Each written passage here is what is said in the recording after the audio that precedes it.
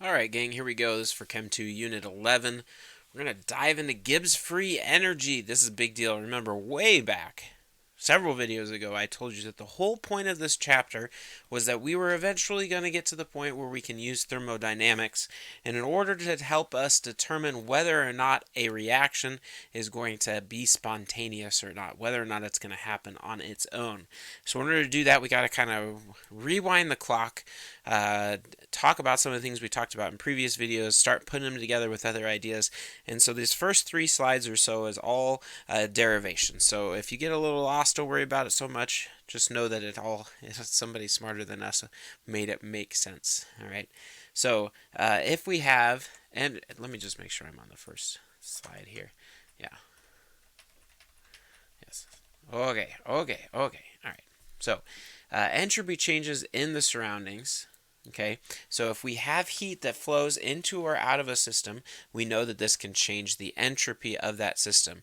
So for an isothermal process, remember an isothermal process is a process where the temperature does not change, we know that the change in the entropy of the surroundings would just be equal to the heat change of the surroundings over the temperature change, or over the temperature, not temperature change because it's isothermal.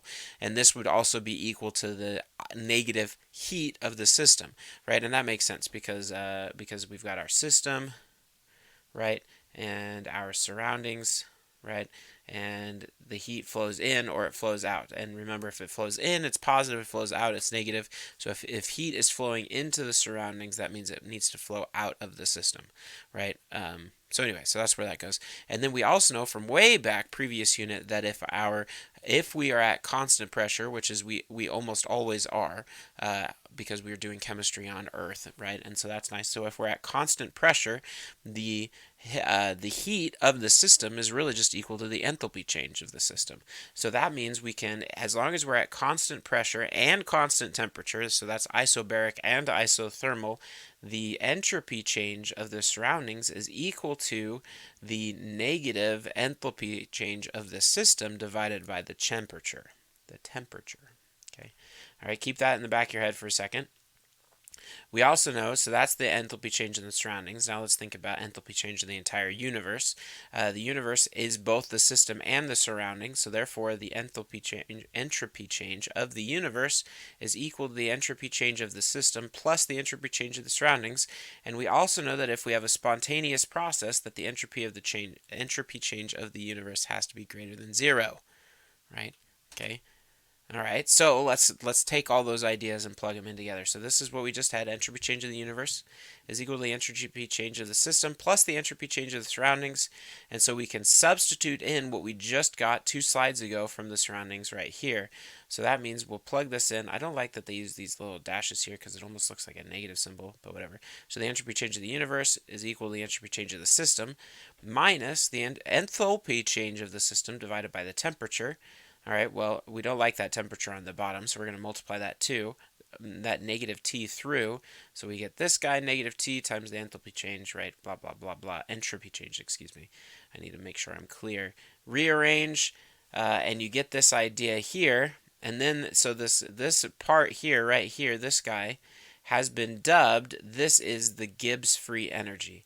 Or in essence, this is the amount of energy that is available to determine whether or not, and we can use that to determine whether or not something is spontaneous or not. So here we look at Gibbs free energy, and here's our general rules of thumb. If our free energy is negative, if delta G is negative, that means the forward reaction is spontaneous. Okay, delta G forward energy or forward reaction is spontaneous. If delta G is equal to 0, that means our equilibrium. We are at equilibrium. Okay, and then if delta G is positive, then the forward reaction is non-spontaneous, but the reverse reaction is. Okay, so delta G negative is spontaneous, delta G positive, the reverse is spontaneous. So you can kind of look at it this way, where you're at delta G is 0. So this is like your 0 mark right here.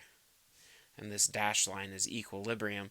If you're to the left of the dashed line, you're going to be falling towards equilibrium. If you're at the right of the dashed line, you're going to be falling towards equilibrium. And so left is negative, right is positive. Right? That's kind of the way I picture it. All right. So here we go. It says calculate the free energy change for the formation of NO from N2 and O2 at 298 Kelvin. Well, we know from this previous formula right here that delta G is equal to delta H minus T delta S. So delta G is equal to delta H minus T delta S. Okay, and they give us delta H, they give us delta S, and they give us the temperature. Isn't that nice? This is so nice. Now, take a second, pause the video if you need to. Try to be a sleuthful student and pay attention to units. You should notice that your delta H is in kilojoules, and your S is just in joules. So that's like the number one biggest mistakes I see students make, is forgetting to change that units. So your delta G is going to be equal to delta H, that's our 180.7, and that's in kilojoules, minus our T, which is our temperature, which is 298, times our change in entropy. But this is in joules, so that means we got to divide it by 1,000 in order to get to Kelvin, or kilojoules, excuse me. All right, so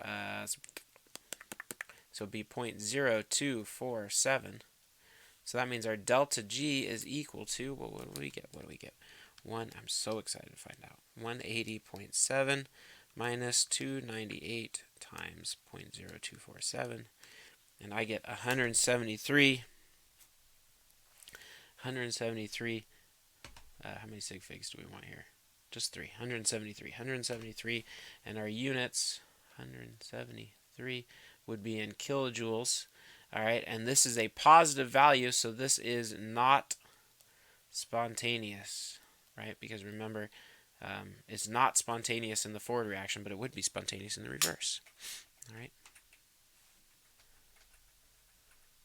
All right, here we go. It says, which of these statements is true? It says, all spontaneous reactions have a negative enthalpy change. Well, let's think about this. So delta G is equal to delta H minus T delta S. All right, so remember, we just need to get this to be negative, right? To be spontaneous, this needs to be negative. So if this is negative, then that, like... So anyway, does this, essentially what we have to ask ourselves is, does delta H need to be negative in order for us to get a negative delta G? And the answer is no. If they're both positive and you're at a high enough temperature, then you'd get a negative. So A is no good. Okay. All spontaneous, let's see, part B, all spontaneous reactions have a positive entropy change. No, that's just that's the same sort of logic with A, right? We could go, could you imagine a situation? Could you pick out numbers that would give you a negative delta G if this was positive? It's like, yeah, you could, right? So, or where it was negative, yeah, if it was at a low enough temperature. All right, let's see. All spontaneous reactions have a positive free energy change. No, that's the exact opposite of the right answer. Right? All spontaneous reactions have a negative. There we go. All spontaneous reactions, right? That's in our definition. That's what Gibbs free energy is. Negative is spontaneous. And then finally, E, let's just double check. All spontaneous reactions have a negative entropy change. And this is just the difference. This is just B flipped around. And we just said, remember, you just think about those logic. See if you can pick out numbers that would make that fit. All right. Anyway, okay. So here we go, standard free energy changes, right? This works just like the standard entropy changes that we learned about last video. It's just products minus reactants. You got to make sure you have a balanced chemical reaction and multiply by the coefficients, okay? So here we go. So it says use data from Appendix C to calculate the standard free energy change for the reaction of this. So here we go. So we've got, so our standard free energy change for this reaction would be 4 times the standard free energy change of PCl3. I wrote them down earlier so I didn't have to look them up in the middle of the video. So this guy is negative 269.6. All right. And then products minus reactants. So 1 times 24.4, and then plus 6 times, and chlorine is actually 0, which was really handy. So I added those guys up. Let's see what we get. Let's see if I get the same thing I got earlier. So 4 times negative 269.6 minus 1 times 24.4. And I did. I got the same. It's awesome. It's amazing. 1102. And the units for this would be in kilojoules. All right, so that is the so this guy is, so that's the free energy change. So in forward is spontaneous. All right, it didn't really ask us, but it's always kind of good to practice. So forward is spontaneous. Come on now, spontaneous. What? Spontaneous.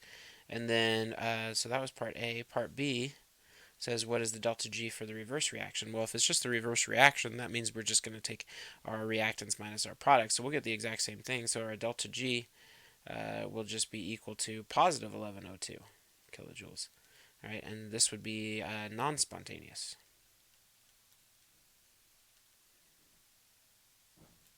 Which makes sense, right? If the forward reaction is spontaneous, the reverse reaction shouldn't be spontaneous. All right. Alright, let's see. Okay, so it says the following chemical equations describe the same chemical reaction. How do the free energies of these two chemical equations compare? So if we look at the first one versus the second one, we notice that this 1/2 is in the wrong spot, is what I noticed right away. This 1/2 should be right there. But other than that, like, look, so it's literally just cut in half, right? So if we multiply everything by 1/2, think about what that would do to your free energy change calculation. It would just literally divide everything by 2. So the 1 should be twice as big as the 2. So they're the same, so that's not right. The 1 should be twice as big as the 2, so that's the winner right there, right? Because the 1 would be 2 of these. Yep. And that's the exact opposite, and then that's no good. Anyway, so that's that. Hope you're having a great time learning about thermodynamics. Let me know if you have any questions. Do your practice problems, and I'll see you on the flip side.